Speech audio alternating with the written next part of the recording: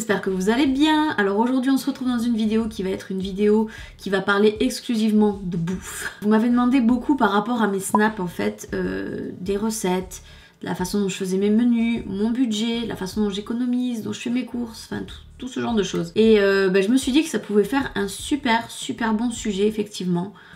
Pour vous donner quelques idées bien sûr, vous faire prendre peut-être de bonnes habitudes aussi, enfin je sais pas. Quoi qu'il en soit, moi quand je fais mes courses, j'essaie d'être plusieurs choses à la fois. J'essaie que les courses soient saines, équilibrées, avec pas trop de pesticides et surtout économiques. Donc avant de rentrer directement dans le vif du sujet, je voudrais juste faire un petit disclaimer de pas trop longtemps sur deux points essentiels par rapport à cette vidéo. Le point numéro 1, c'est que il faut pas chercher de logique forcément dans ce que je fais. C'est-à-dire qu'il y a des produits que je vais vouloir essentiellement bio, il y a des produits où je vais faire pas du tout attention, enfin voilà. Ne cherchez pas la logique en fait, c'est ça que je vais vous dire. L'humain il est pas logique de toute manière.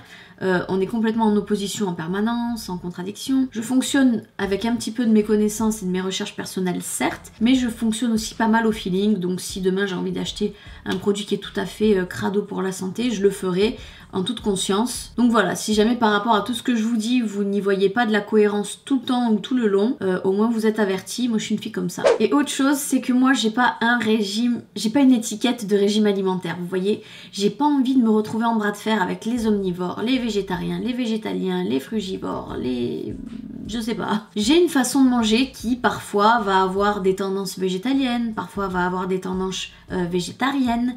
Il y a des fois où je vais avoir envie, très rarement mais bon quand même, avoir envie de manger un bout de viande c'est sûr. Donc sur cette vidéo et même sur cette chaîne au demeurant, il n'y a pas de compétition à avoir entre les uns et les autres. Les étiquettes ici, il n'y a pas de place pour en coller. Au mieux ce que je fais ça vous parle et vous allez piocher les petites choses qui sont pas trop mauvaises et vous essayez de les adapter à votre propre régime alimentaire ou à votre propre éthique ou je ne sais trop quoi, ou vos recherches même. Ou soit vous avez vraiment besoin d'une ligne de conduite.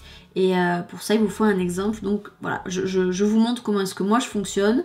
C'est quelque chose qui nous convient très bien dans la maison, qui peut évoluer en fonction des semaines, des saisons, des années, peu importe. On n'est pas sur quelque chose de fixe et définitif. Donc déjà, la façon dont j'organise mes courses. Les courses, on les fait une fois par semaine. On a déjà testé de les faire une fois par mois, d'y aller une fois tous les 2 semaines, tout ça. Mais vraiment, ce qui pour nous limite à nos yeux le moins le gaspillage, c'est vraiment de faire nos courses une fois par semaine. Donc on choisit le jour qui nous convient le mieux. C'est plus sympa de faire les courses à un moment où il n'y a pas trop de monde, comme ça on peut avoir plus le temps et on n'est pas dans la bousculade et si et mi. Et j'ai remarqué que faire nos courses une fois par semaine, ça nous permettait vraiment de bien contrôler le budget. Donc quand c'est la veille ou bien même l'avant-veille de nos courses, ce que je fais c'est que je me mets souvent dans le canapé le soir ou dans mon lit avec un petit calepin. Quand je suis en manque d'inspiration, j'ai mon téléphone qui n'est jamais bien loin et je cherche soit des idées, soit je sais déjà exactement ce que je veux cuisiner pour la semaine à venir et je compose des menus.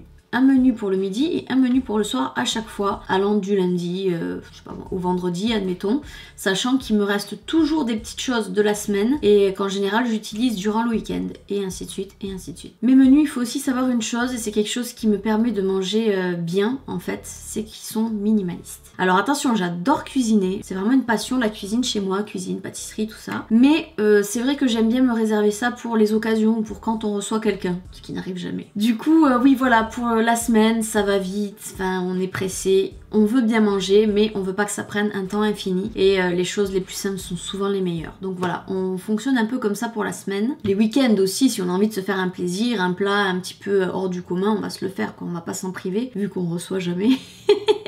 Faut bien qu'on se fasse un plaisir de temps en temps sans attendre forcément Noël. Donc les repas, je les constitue toujours de la manière suivante, c'est-à-dire une entrée de crudité. Les aliments qui reviennent assez souvent, c'est la salade de tomates, la salade de laitue, la laitue iceberg en l'occurrence, parce que c'est une laitue qui est légèrement sucrée, qui a très bon goût. Les carottes râpées qu'on fait nous-mêmes, voilà. Essentiellement, c'est ce qui reviendrait le plus souvent en type d'entrée classique. Ensuite, je passe au plat principal et à ce moment-là, je fais tout au cas par cas, c'est-à-dire que je choisis un féculent. Donc les féculents les plus courants à la maison, ça va être le riz, les pommes de terre, le quinoa aussi, des pâtes. Très rarement, mais il y en a quand même des pâtes à la maison. Voilà, ça c'était vraiment pour vous donner un ordre d'idée. Ensuite, les légumes, donc là c'est champ libre, hein, il en existe tellement que c'est vraiment, vous les choisissez en fonction des légumes que vous aimez le plus manger. Nous c'est ce qu'on fait en tout cas. Et enfin, La protéine. Donc la protéine, j'ai mes petites notes, voilà, c'est souvent des lentilles vertes, du brocoli, du poisson, des œufs, de la protéine de soja texturée, c'est quelque chose que j'aime beaucoup manger, du tofu, voilà les sources de protéines. On dit qu'il ne faut pas manger de féculents le soir, alors qu'en réalité, d'après mes propres recherches personnelles, c'est la quantité sur la journée qui compte en fait. C'est pas vraiment ce que vous allez manger le midi, le fait que vous allez en prendre aussi le soir, c'est la quantité sur la journée.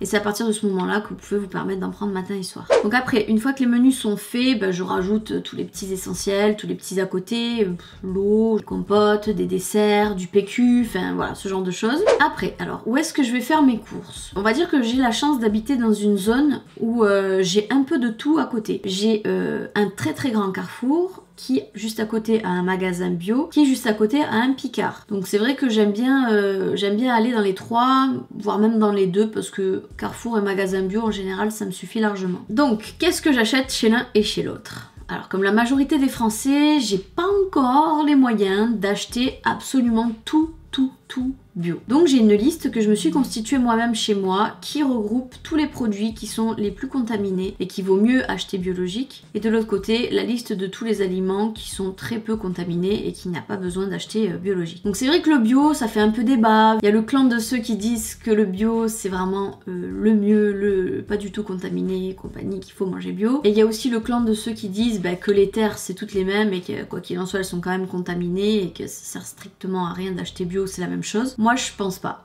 Je pense que le bio, malgré tout, c'est pas arrosé de pesticides, que même si c'est pas parfait, effectivement, c'est toujours mieux qu'un produit qui a été arrosé régulièrement de produits. C'est une réflexion qui n'engage que moi. Donc du coup, si cette fameuse liste que j'ai constituée vous intéresse, je vous la laisse juste ici, que vous puissiez avoir le temps de faire un screen et de l'accrocher sur votre frigo ou où vous voulez. C'est une liste qui existe déjà, mais en général, on parle des 13, je crois, des 12 ou 13 produits qui sont très contaminés et les autres qui le sont un peu moins. Moi, j'ai essayé de mon côté de pousser la recherche un peu plus loin parce que j'avais vraiment envie de savoir pour tout ce que je consomme ce qu'on me conseillait de prendre bio et pas bio. Et j'en suis arrivée à cette conclusion là. Ma liste est peut-être pas totalement exacte si on va d'une réflexion ou d'une étude à l'autre, mais moi j'ai décidé de me baser sur celle-là pour pas m'éparpiller. Alors les produits que j'achète en magasin bio, c'est vraiment des produits pour lesquels j'accorde vraiment une grande importance. Que ce soit au niveau gustatif ou bien au niveau de la qualité du produit. Ou alors parce que c'est introuvable en grande surface, même au rayon bio. Une fois que j'ai trouvé tout ce qu'il me fallait en magasin bio, je file ensuite chez Carrefour, chez qui j'achète tout le pas bio, mais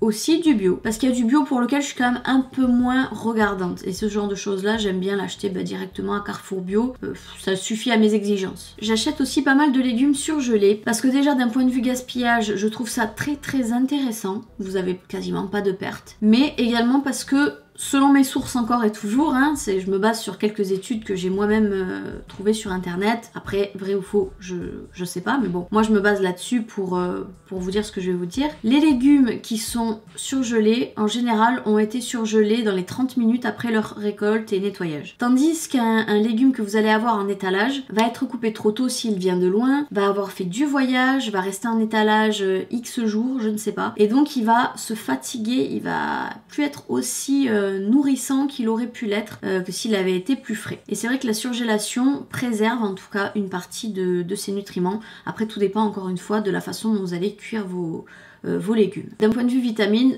je trouve que c'est quand même aussi intéressant d'acheter les légumes surgelés. J'en achète aussi des frais bien sûr, mais c'est vrai que je me fais beaucoup de stock de sacs surgelés pour cuisiner des choses cuites au quotidien. Après si j'ai envie de manger quelque chose de cru, j'achète mes légumes crus. Après si j'ai une recette particulière en tête où il faut qu'il y ait une découpe spéciale ou un mode de cuisson spécial ou quelque chose de spécial, je vais tout acheter frais quoi. Donc ce que je fais également, c'est que quand je vais en bio et tout ça, j'achète beaucoup au détail. C'est-à-dire que plutôt que d'acheter un paquet de lentilles qui certes va me servir semaine après semaine après semaine, je préfère acheter ma petite poignée de lentilles au détail et payer les quelques centimes le jour J. Peut-être que sur le long terme ce sera moins intéressant, je sais pas. Mais moi j'aime bien faire comme ça parce que j'aime avoir tout juste ce qu'il me faut. Comme je vous ai dit, on reçoit personne à la maison, il y a vraiment toujours que nous. Donc voilà, ça permet de gérer les coûts, mais c'est vrai que ça peut être que purement psychologique. Disons que moi je préfère payer 50 € et la semaine d'après 50 € et la semaine d'après 50 € plutôt que 150 d'un bloc. J'accorde aussi pas mal d'importance par rapport à l'eau que j'achète pour le foyer. L'eau du robinet, j'ai beau entendre dire que c'est la meilleure eau qu'il faut pour le corps et compagnie,